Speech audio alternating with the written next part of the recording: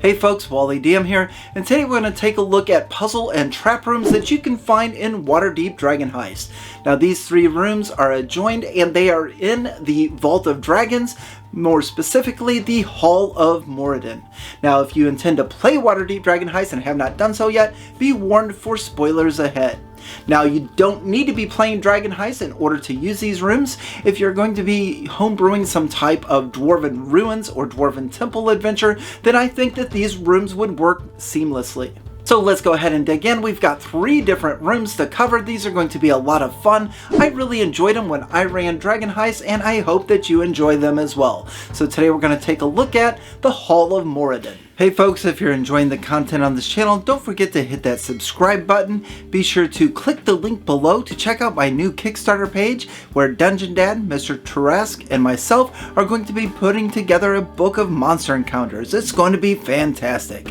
And also, if you'd like to show monetary support, you can activate the new super thanks that are available on the YouTube videos. Now let's get back to the puzzles and traps. So let's take a look at all three of our rooms that feature traps and puzzles in the Vault of Dragons. Now, after leaving the Hall of Moradin and coming across this stone bridge, we're going to come to a room that has an adamantine door.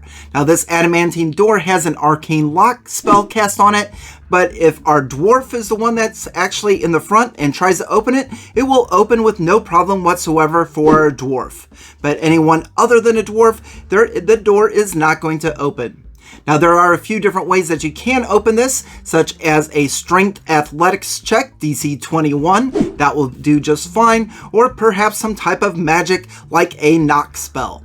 Up to you as the Dungeon Master as to what you allow.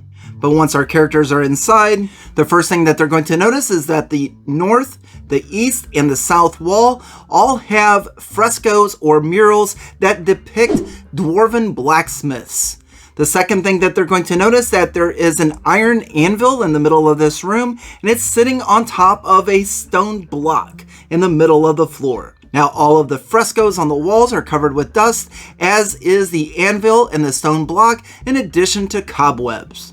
Now let's start by taking a look at our iron anvil. So if one of our characters comes over to the anvil on top of the stone block and wipes away the dust and the cobwebs, they're going to see an inscription on the front of the stone block that is written in Dwarven runes. And this inscription says, "Let the hammer fall and the anvil ring."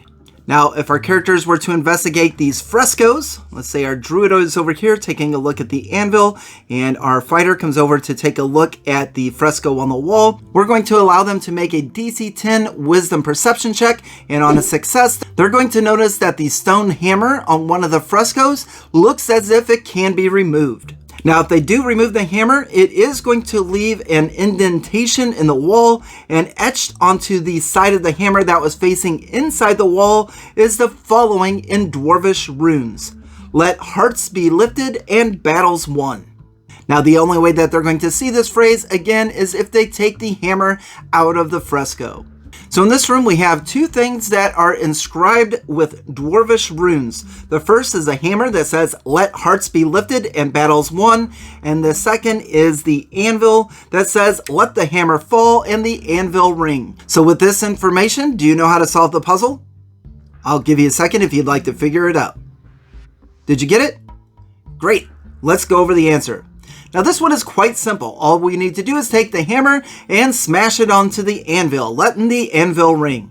And if we do this, then each of the characters in the room are going to gain 10 temporary hit points, and that's going to last for 24 hours. Now once the hammer and anvil have been used in this way, they can't be used again for 24 hours. But that's okay, because now our characters have 10 temporary hit points that should help them complete this adventure. So let's move over to the other end of these trap and puzzle rooms that you can find in the Vault of Dragons. Now, if you're looking at your map for Waterdeep Dragon Heist, this one's going to be labeled V8, and it's going to be entitled Old Fire Eyes. Now, unlike the other two rooms, this room is not locked, so our adventurers can come in here with no problem at all. Now as our adventurers explore this room, again, all of these rooms have a 20-foot high ceiling. This one here at the very back of the room as they come in is going to have a 10-foot tall painted statue of an armored male dwarf wielding a battle axe and wearing a mask. Now the other thing that they're going to notice that in front of this statue is going to be an adamantine trapdoor, and this trapdoor is going to have a pull ring on one side. Now if one of our characters would like to take a look at this statue and try to figure out what the statue is, we can allow them a DC 17 intelligence religion check, and if they get this correct, they're going to be able to recognize this statue as a depiction of Gorm Gulthin, the Dwarven god of vigilance, also known as Fire Eyes. Now, as far as the statue is concerned, it melds seamlessly with the floor and it cannot be toppled or tipped over. It also seems impervious to damage, and if a detect magic spell was cast on it, it's going to reveal an aura of evocation magic. Now, as far as the trapdoor is concerned, it's actually a false trapdoor. It doesn't go anywhere and it doesn't open. However, if any character were to touch the trapdoor or try to pull on the ring, then it's going to activate a trap in this room. And that trap is going to be a beam of fire that's going to shoot out of the eyes of old Fire Eyes. So those that are in the way are going to need to make a DC 18 dexterity saving throw, or they're going to be struck by the magical fire and they're going to take 4d10 of fire damage. Now it's up to you as the Dungeon Master as how you want to run this trap, but for me, I think I would have the fire recharge every round. So anytime they come in contact with the trapdoor or try to pull the ring, then they're going to have to deal with the fire trap. Now, if any of the characters are behind full cover, then the trap's not going to trigger. But once again, this is just a false adamantine trapdoor, and there's nothing else in this room except for the trap.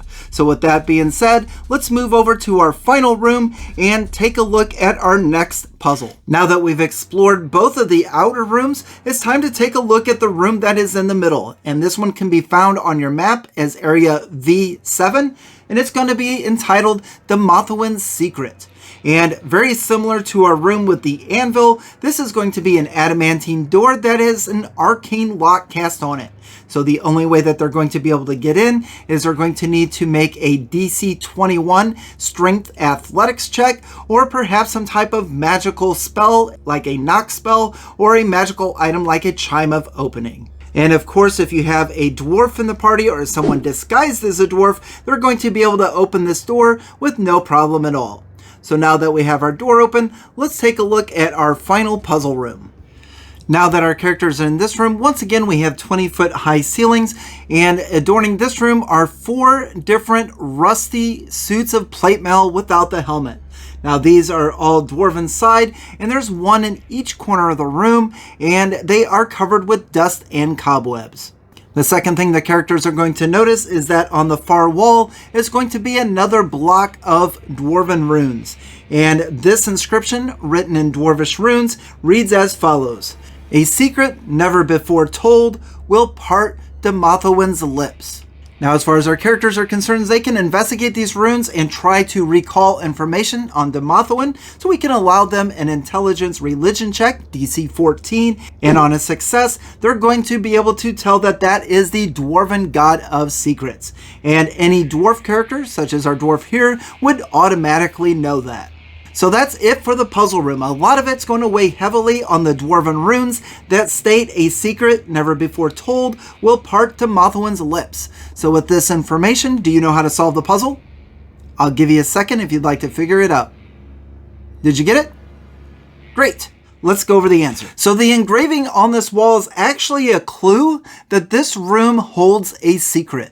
Specifically, there is a trapdoor in here that cannot be seen or detected without completing the puzzle. So in order to reveal this trapdoor, one of these characters are going to need to tell a secret out loud so that others can hear. Now this spoken admission must be true, and it must be something that the character has not previously revealed. So let's say it's our fighter that decides to reveal the secret, and he reveals to his friends that he has secretly been working with a doppelganger behind their backs. Now this is true, the character has been working with the doppelganger, and he has never previously admitted that. So once he reveals this secret to his friends, the magical trapdoor that was missing is going to open in the middle of the room, and it's going to reveal a spiral staircase that's going to go into the Vault of Dragons, which is the final room in this adventure. You can find that in Waterdeep Dragon Heist as Area V9. So again, these are 3 trap and puzzle rooms that you're going to find in the Vault of Dragons in Waterdeep Dragon Heist. But of course, you don't need to be playing Dragon Heist to be able to use these in your games. They should fit seamlessly into a Dwarven temple or Dwarven runes. Be sure to leave a comment below, let me know what you think of the puzzle and trap rooms, and whether or not you're going to be running these in Dragon Heist or in your own homebrew adventure.